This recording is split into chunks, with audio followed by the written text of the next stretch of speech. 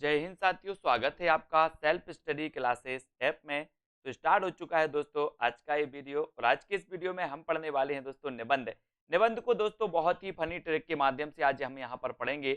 इससे पहले हमने उपन्यास की भी ट्रिक आपको दी है ना, और दोस्तों अपने कहानी की भी दी और जीवनी आत्मकथा आदि की हमने आपको ट्रिक दे दी है।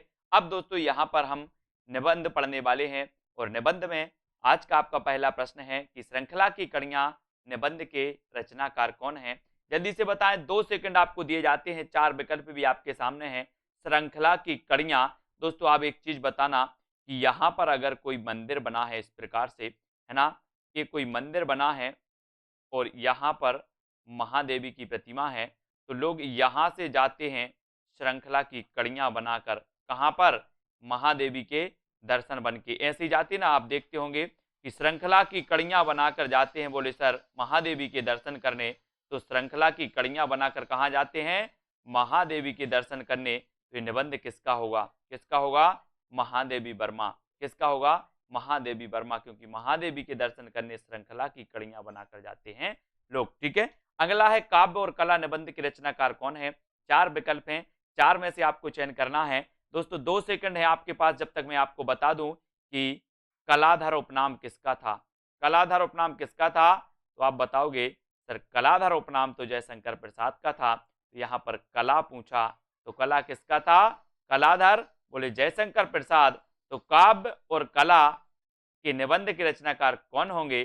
कौन होंगे? जयशंकर प्रसाद, क्योंकि कलाधर, कलाधर उपनाम तो था जयशंकर प्रसाद का, इसलिए काव्य और कला निबंध जयशंकर प्रसाद का होगा।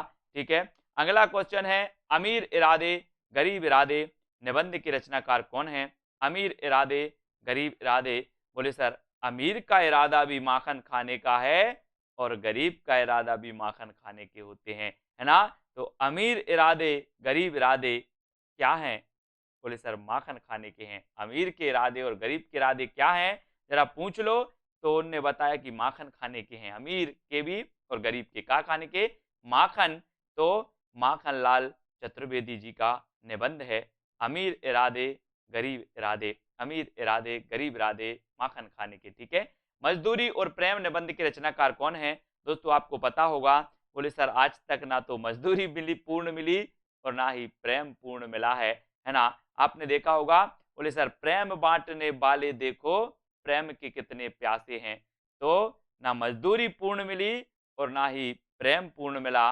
तो मजदूरी और प्रेम निबंध के रचनाकार कौन होंगे? बोले सर पूर्ण नहीं मिला, इसलिए सरदार पूर्ण सिंह। सरदार पूर्ण सिंह का ये निबंध है मजदूरी और प्रेम। ठीक है, माटी की मूर्तें निबंध के रचनाकार कौन है। दोस्तों आपको पता होगा, आपने देखा होगा क्या होता है, इस प्रकार से ये वृक्ष है ना, एक एक वृक्ष है और यहाँ पर क्या करते हैं लोग, माटी की मूर्तें स्थापित कर देते हैं। काय के नीचे? वृक्ष के नीचे। बोले सर वृक्ष के नीचे लोग माटी की मूर्तें स्थापित कर देते हैं। वृक्ष के नीचे माटी की मूर्तें स्थापित कर देते हैं। तो आपसे पूछा जाएगा कि माटी की मूर्तें निबंध किसका है, तो आप बताओगे राम वृक्ष बैनीपुरी। किसका है? राम वृक्ष बैनीपुरी, क्योंकि वृक्ष के नीचे माटी की मूर्तें। ठीक है, सदाचार का तावीज निबंध के जो लेखक हैं वो कौन है। सदाचार का तावीज बताना है 2 सेकंड में जल्दी से। और आपको पता है, बोले सर सदाचार का तावीज लेकर आए। बोले कहां से? बोले हरिशंकर ने परसाई थी। हरिशंकर ने बरसाई थी या फिर परसाई थी? सदाचार का तावीज किसने परसाई थी? हरिशंकर परसाई। किसने? सदाचार का तावीज हरिशंकर ने परसाई, है ना। सदाचार का तावीज हरिशंकर ने परसाई। कैसे याद रखोगे? सदाचार का तावीज हरिशंकर ने परसाई, यानी कि हरिशंकर परसाई, और ये व्यंग्यकार माने जाते हैं दोस्तों हरिशंकर परसाई जी। इनका एक निबंध है सदाचार का तावीज। ठीक है, रेती के फूल निबंध के रचनाकार कौन है।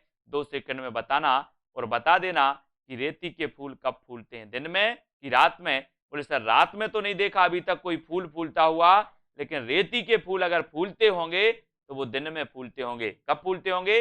दिन में। तो रेती के फूल फूलते हैं दिन में, तो रेती के फूल निबंध के रचनाकार भी कौन होंगे। बोले सर दिन में फूलते हैं इसलिए दिनकर। दिन में फूलते हैं इसलिए दिनकर। रेती के फूल दिन में फूलते हैं, तो रेती के फूल निबंध रामधारी सिंह दिनकर का होगा। ठीक है, अशोक के फूल निबंध के रचनाकार कौन है। अब मैं आपसे पूछूंगा कि अशोक में जो फूल फूलेंगे वो एक फूल फूलेगा कि 1000 फूलेंगे? बोले सर फूल एक नहीं फूलेगा, हजारों फूलेंगे। कितने? हजारों फूल फूलेंगे। तो अशोक के फूल एक नहीं फूलेंगे, हजारों फूलेंगे। तो हजारी प्रसाद द्विवेदी, अशोक के फूल निबंध हजारी प्रसाद द्विवेदी, क्योंकि हजारों यानी कि हजारी। ठीक है। जिंदगी मुस्काई निबंध किसका है? अब आपसे पूछा जाता है दोस्तों एक चीज बताना कि अगर आपके घर में कन्हैया जी आ जाएं, तो बोले सर ऐसी बात बोल रहे हो आप कि मेरी तो जिंदगी मुस्का जाएगी। अगर मेरे घर कन्हैया आ जाएं तो जिंदगी मुस्का जाएगी। अपन कन्हैया जी की पूजा करते हैं और अचानक आपके घर कन्हैया जी आ जाएं तो आपकी जिंदगी क्या होगी? दुखमय की मुस्का जाएगी? बोले सर कन्हैया आ जाए तो जिंदगी मुस्का जाएगी। तो जिंदगी मुस्काई कन्हैया लाल मिश्र प्रभाकर, कन्हैया लाल मिश्र प्रभाकर। बी नंबर आपका बिल्कुल सही है। चितवन की छाह निबंध की रचनाकार कौन है? चितवन की छाह कि छाह आया दोस्तों, तो आपको पता है कि जब आप विद्या प्राप्त करते हो तो गुरु की छाह में करते हो कि नहीं करते? बोले सर करते हैं।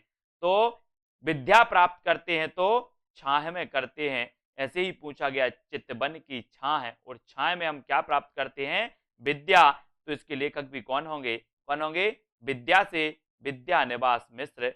चितवन की छाह विद्या निवास मिश्र, छाह में हम विद्या प्राप्त करते हैं तो विद्या निवास मिश्र। ठीक है।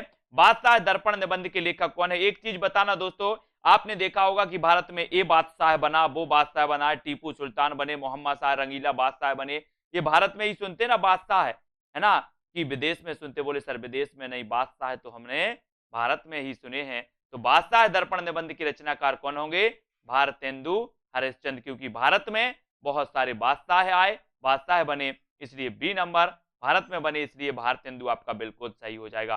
ठीक है। अगला है ठलुआ क्लब निबंध की रचनाकार कौन है? अब आपको बताना है।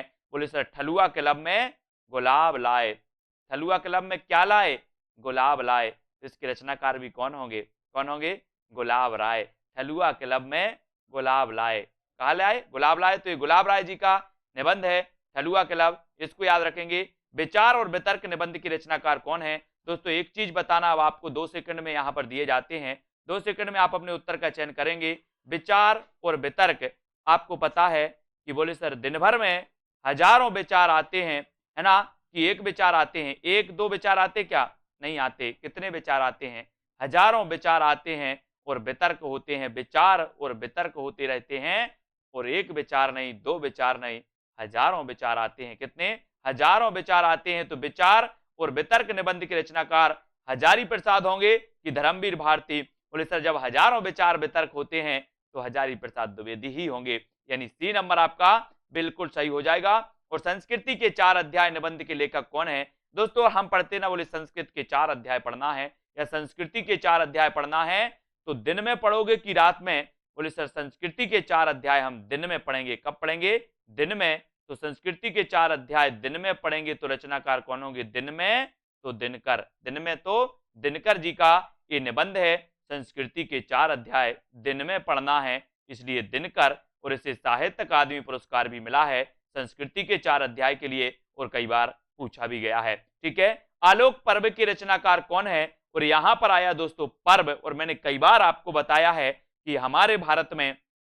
बोले सर एक पर्व नहीं होते, 2 पर्व नहीं होते, 3 पर्व नहीं होते, हमारे भारत में हजारों पर्व होते हैं। कितने पर्व होते हैं? हजारों पर्व होते हैं। तो आलोक पर्व और पर्व होते हैं हजारों, तो इसके रचनाकार हजारी प्रसाद द्विवेदी होंगे कि रामधारी सिंह दिनकर? बोले सर जब पर्व हजारों होते हैं तो आलोक पर्व के रचनाकार भी हजारी प्रसाद द्विवेदी होंगे, क्योंकि पर्व हजारों होते हैं, हजारी प्रसाद द्विवेदी। ठीक है। त्रिशंकु निबंध के रचनाकार कौन है? त्रिशंकु, अगर दोस्तों मैं आपसे पूछूं कि त्रिशंकु क्या है, त्रिशंकु क्या है, तो आप बोलोगे सर अज्ञेय, मुझे नहीं पता अज्ञेय। त्रिशंकु क्या है? तो आप बोलोगे अज्ञेय। तो त्रिशंकु निबंध के रचनाकार भी कौन होंगे? कौन होंगे? अज्ञेय। कौन हो जाएंगे? अज्ञेय, क्योंकि त्रिशंकु अज्ञेय। ठीक है। अगला है दोस्तों गेहूं और गुलाब निबंध के रचनाकार कौन है? तो आपसे पूछा गया, बोले सर गेहूं का तो वृक्ष होता है, पौधा होता है ना, अपन वृक्ष पढ़ेंगे, गेहूं का क्या होता है? वृक्ष। और बोले सर गुलाब का भी वृक्ष देखा है, गेहूं का भी हमने वृक्ष देखा है, तो गेहूं और गुलाब निबंध किसका होगा? गेहूं और गुलाब का वृक्ष होता है, इसलिए राम वृक्ष बेनीपुरी। गेहूं और गुलाब का वृक्ष होता है तो इसके रचनाकार भी होंगे राम वृक्ष बेनीपुरी। वृक्ष होता है इसलिए राम वृक्ष बेनीपुरी। ठीक है, श्रद्धा और भक्ति निबंध 2 सेकंड में आपको चयन करना है। श्रद्धा और भक्ति, बोले सर हम श्रद्धा से भक्ति करते, मैंने बोला किसकी किसकी, बोले सर रामचंद्र की। हम श्रद्धा से भक्ति करते हैं रामचंद्र की, तो श्रद्धा और भक्ति निबंध किसका होगा, किसका होगा, रामचंद्र शुक्ल का। रामचंद्र शुक्ल का ये निबंध है दोस्तों। आपको पता है कि रामचंद्र शुक्ल निबंध सम्राट माने जाते हैं, निबंध सम्राट माने जाते रामचंद्र शुक्ल, और इनका पहला निबंध प्रकाशित हुआ जिसका नाम था श्रद्धा और भक्ति। और हम श्रद्धा से भक्ति करते हैं किसकी, रामचंद्र की, तो ये निबंध भी किसका हो जाएगा, रामचंद्र शुक्ल जी का। अगला क्वेश्चन है कलिराज की सभा निबंध के रचनाकार कौन है। 4 विकल्प आपके सामने हैं और आपको बताना है। बोले सर कलिराज की सभा नहीं, कलिराज की बाल सभा, कलिराज की बाल सभा। तो यहां पर बाल जोड़ो तो बाल जोड़ा ही तो उत्तर निकल आता है बाल कृष्ण भट्ट। कलिराज की बाल सभा या कलिराज की सभा बाल कृष्ण भट्ट, कलिराज की बाल सभा, ऐसे याद करोगे।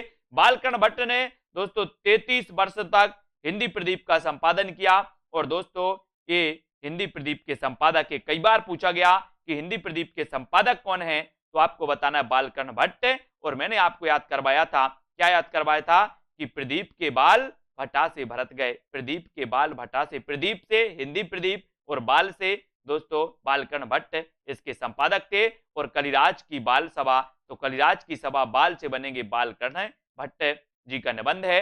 तुम चंदन हम पानी निबंध के रचनाकार कौन है। बोले सर निवास में तुम चंदन लेके आना और हम पानी लेकर आएंगे, तुम चंदन लेके और हम पानी लेकर आएंगे, कहां पर, निवास में, निवास में।